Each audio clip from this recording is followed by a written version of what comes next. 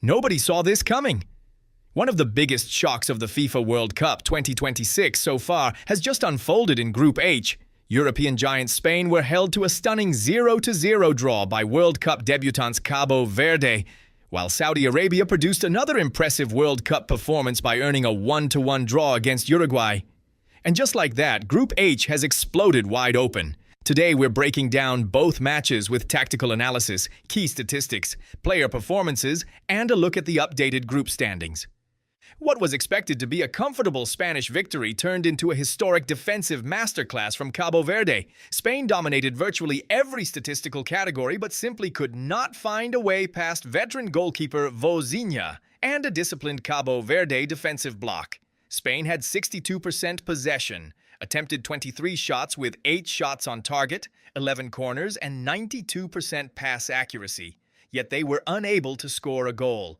Cabo Verde, on the other hand, had 38% possession, attempted 6 shots with 1 shot on target, 1 corners, and 74% pass accuracy, and they managed to get a draw there first in the World Cup. Spain played exactly how we expected. Luis de la Fuente's side controlled possession, circulated the ball patiently, and spent most of the match camped inside Cabo Verde's half. The problem? Cabo Verde defended in a compact low block with 5 defenders and extremely narrow midfield lines. Space between the lines was almost non-existent. Spain's central combinations through Pedri and Rodri looked promising, but the final pass was missing. The introduction of Lamine Yamal increased the tempo and directness. Yet even his creativity couldn't unlock the African side's defense. Without question, the player of the match was goalkeeper Vozinha. The 40-year-old veteran produced multiple crucial saves and became an instant World Cup hero. His performance earned Cabo Verde the first World Cup point in their history and one of the biggest results in the nation's football history. For Spain, it's a warning sign. Dominating possession means nothing if you can't convert chances. For Cabo Verde, this draw feels like a victory and suddenly gives them a realistic opportunity of reaching the knockout stage. If Spain's result was shocking, Saudi Arabia's performance was equally impressive. Against Marcelo Bielsa's Uruguay, Saudi Arabia showed organization, discipline, and resilience to secure a valuable point. Uruguay had 65% possession, attempted 27 shots with 10 shots on target, 14 corners, and 92% pass accuracy, yet they were unable to win the game. Saudi Arabia, on the other hand, had 35% possession, attempted 7 shots with 3 shots on target, 4 corners, and 71% pass accuracy, and they managed to get a draw. Saudi Arabia started brilliantly. They stayed compact in a 4-4-2 shape and looked dangerous from dead ball situations. The breakthrough arrived when Abdullah Al-Amri reacted quickest inside the penalty area after Uruguay failed to clear a corner. At 1-0, Saudi Arabia dropped deeper and challenged Uruguay to break them down.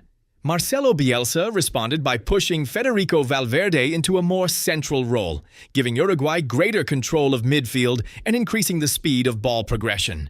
The pressure eventually paid off in the 89th minute when Maxi Araujo equalized after sustained attacking pressure.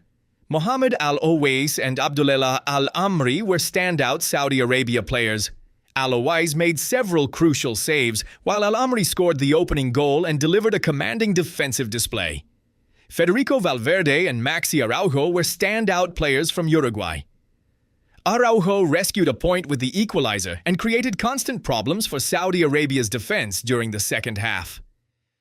After matchday 1, the group table looks like this. All 4 teams are level on points after matchday 1. Nobody expected Group H to be completely level after the opening round. Spain entered the tournament as one of the favorites. Uruguay arrived with one of the most exciting tactical projects under Marcelo Bielsa.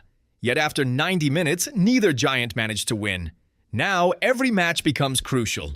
Spain face Saudi Arabia next, while Uruguay take on Cabo Verde in what suddenly looks like a must-win game for both teams. So, what was the bigger surprise? Spain failing to score despite nearly 65% possession and over 20 shots? Or Saudi Arabia standing toe-to-toe with Uruguay and earning another famous World Cup result? Let us know your thoughts in the comments. Don't forget to like, subscribe, and turn on notifications for more FIFA World Cup 2026 analysis.